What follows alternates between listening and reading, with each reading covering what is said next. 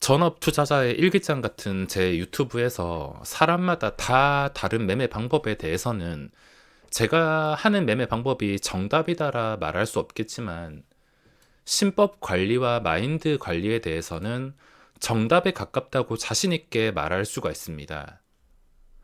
최근 시장에서 핫한 현대사료와 에디슨 EV란 종목이 있습니다. 이 두 개 종목 공통점은 일단 시가총액 규모가 그렇게 작지 않았다는 것이며 거래대금까지 적지 않게 나오고 있습니다. 이 거래대금만으로만 보더라도 한탕 즐기기 위한 돈이 상당히 많이 몰리고 이런 몇 배씩 급등하는 종목들의 시가총액 규모가 적지 않기 때문에 원래 작았다 하더라도 누군가는 고점에 이 엄청난 규모의 물량을 다 받아내서 피해 규모가 커질 수밖에 없다는 것입니다. 급등주 설거지는 고스란히 고점에 물리는 개인 투자자들의 몫이며 이런 종목들은 절대 하지 말아야 되는 이유는 수없이 많습니다. 이런 종목들을 찔러보시는 분들은 어떤 분들이 있는지 매수하시는 분들의 입장이 되어서 생각을 해보자면 이유야 아주 뻔한 겁니다. 조금이라도 잠깐 돈 벌고 싶어서 그냥 재미로 소액으로 찔러보시는 분들이 아마 대다수일 것이고 그 전에 입은 손실을 이거 한 방이면 충분히 회복해 줄 것 같다는 생각 때문에 넣으시는 분들도 많으실 겁니다. 많은 이유 중에서도 심심하니까, 할 거 없으니까, 너도 나도 매매를 하는 것 같으니까, 소액이니까 괜찮을 것 같으니까, 주식도 어찌 보면 유행이 참 심한 것 같습니다. 이들의 공통점은 감정이 시켜서 이런 종목에 손을 대는 것입니다. 즉 쉽게 말해서 주식은 이성적으로 매매를 해야 되는데 감정적으로 매매하시는 분들이 주식시장에 정말 많다라는 것이며 이거는 내 의지대로 쉽게 되지가 않습니다. 내가 무조건 이성적인 매매를 하고 싶다고 그렇게 되는 게 아니라 나도 모르는 사이에 감정적인 매매를 하고 있을 수가 있다는 겁니다. 저도 마찬가지였으며 이 감정적인 매매가 때론 뜻밖의 수익을 안겨주기도 하지만 깡통 계좌를 만드는 주요 원인이 될 수 있기 때문에 감정적인 매매는 굉장히 위험할 수밖에 없습니다. 저도 주식을 처음 시작할 때부터 감정적인 매매 때문에 정말 괴로웠습니다. 대표적인 내동매매 같은 거 이걸 하면 안 된다는 걸 알면서도 어느 순간 뜬금없는 종목에서 매수 버튼을 누르고 있는 제 자신을 발견하고 한심하게 생각하고 항상 결과는 좋지 않았습니다. 그런데도 등락률을 보면서 지금 실시간으로도 보면서 이건 싸게 살 기회다. 이거 조금만 먹고 나와야겠다. 이 정도면 괜찮겠지라는 자기 합리화로 결국 매수를 누르게 된다는 것인데 이 행위를 끊지 못하면은 이런 상황이 무한 반복될 수밖에 없다는 겁니다. 주식은 상상과 희망대로만 했다가 실망을 안겨주는 경우가 정말 많습니다. 수직으로 급등하는 급등주들은 결과가 항상 똑같았습니다. 예외적인 종목은 하나도 없었습니다. 그 어떤 재료가 있다 하더라도 실적이 크게 증가했다 하더라도 주가의 결과는 항상 똑같았습니다. 시세가 다 나오고 최고점 대비 반토막까지 가는 것은 국룰입니다.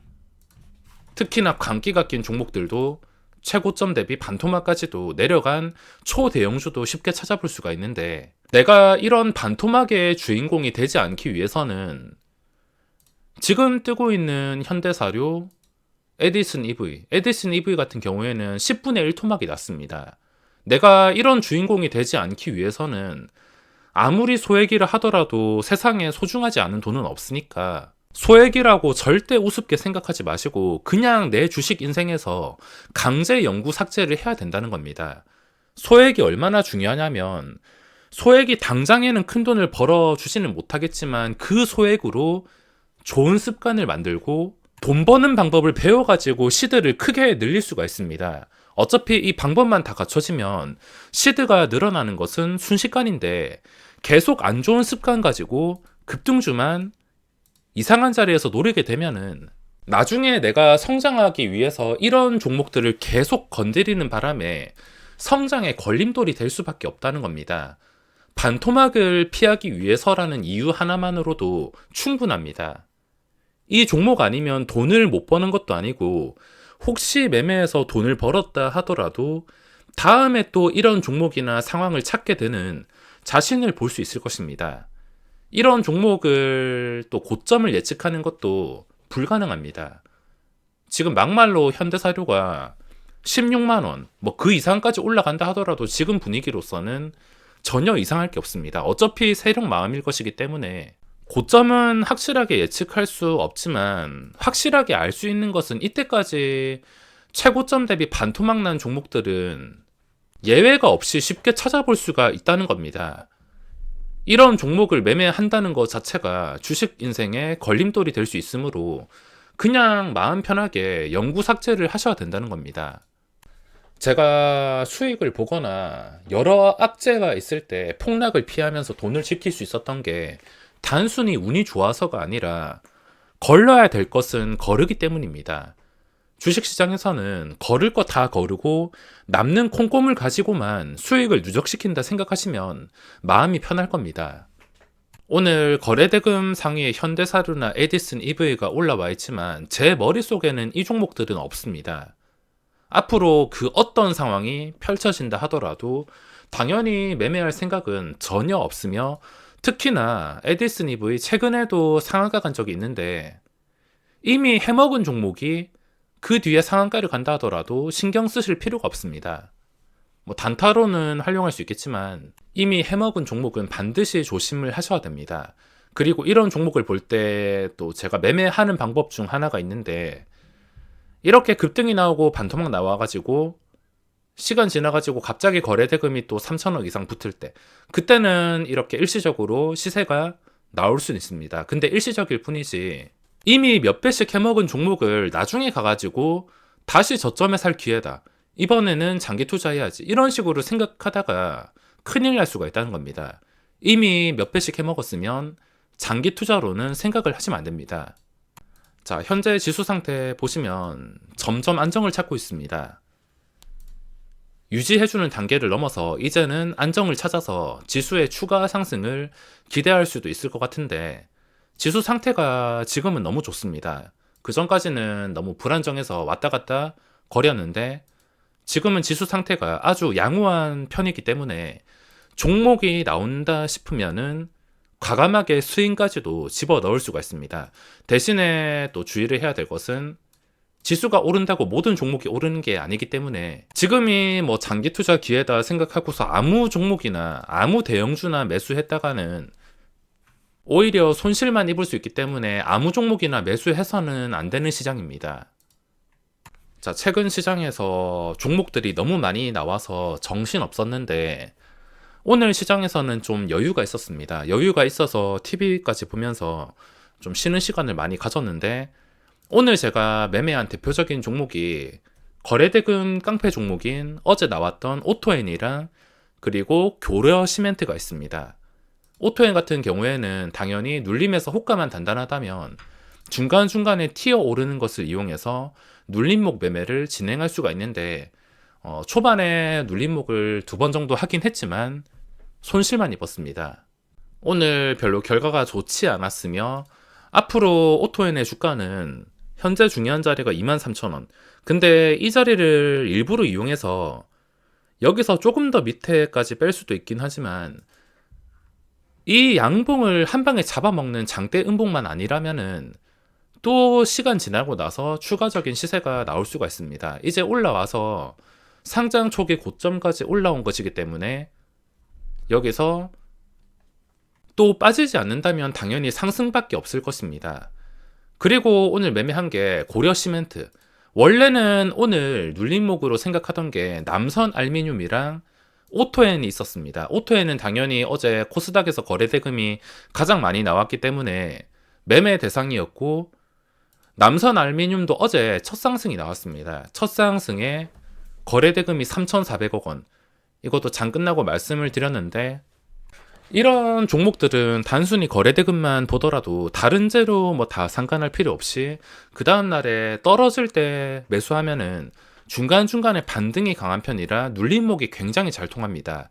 근데 오늘 좀 특수한 상황이 있었는데 상한가 갔던 게 장전에 물량이 쏟아지고 시초가가 마이너스 5%의 형성이 되었습니다. 제가 좀 공포를 즐기는 편이 아니라 5%는 참지 못하고 포기해 버렸습니다.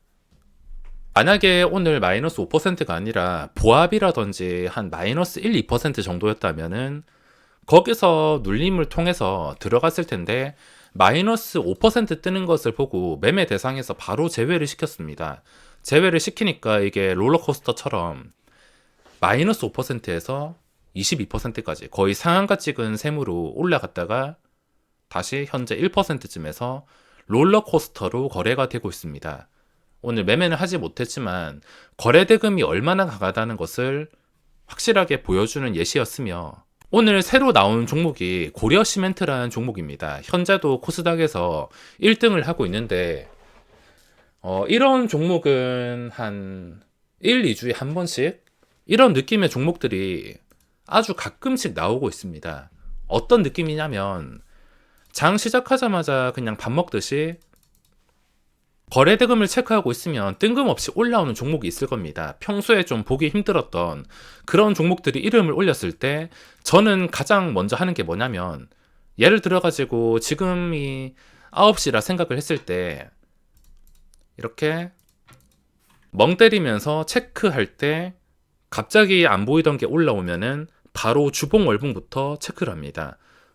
바로 주봉 월봉 체크한 다음에 차트가 예쁘다. 신고가와 거리가 좁은 것 같다. 그러면은 좀 과감하게 또는 빠르게 추격 매수를 할 때가 있습니다. 과감함은 아직 부족해서 과감한 적이 그렇게 많지는 않지만 빠르게 주문을 넣는 것은 차트만 분석하더라도 어렵지 않습니다. 그 전에 고점과 거리가 가까운 상태인데 갑자기 뜬금없이 거래량이 증가했다. 거래대금 상위에 순식간에 장 시작하자마자 올라왔다.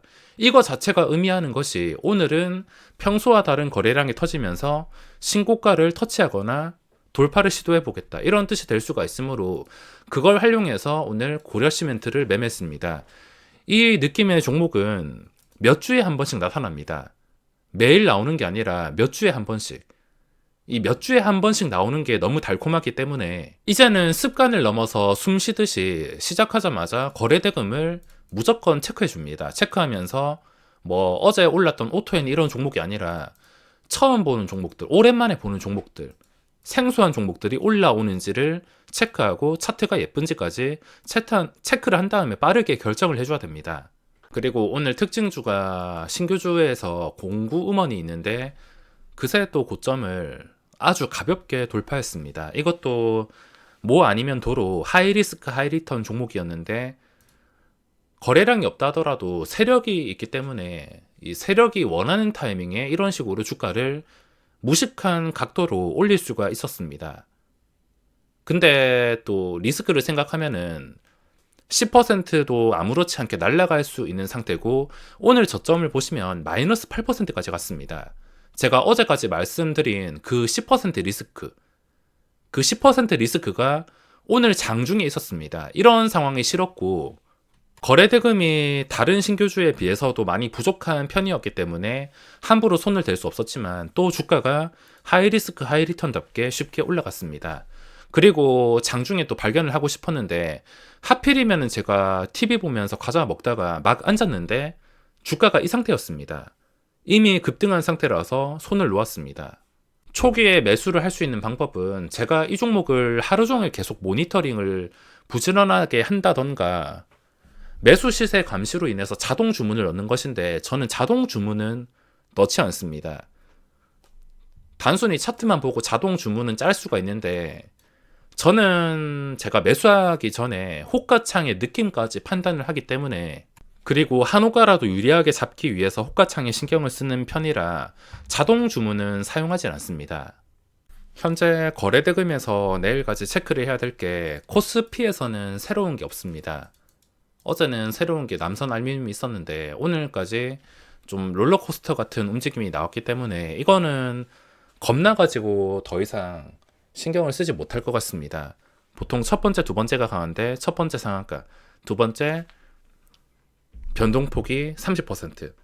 움직일 만큼 단기간에 움직였습니다. 그 뒤로 움직이든 말든 내 것이 아니다 생각하고 포기하며 코스닥에서는 아직 유효한 게 고려 시멘트. 일단 여기서 더 추락하면은 위험할 수가 있습니다.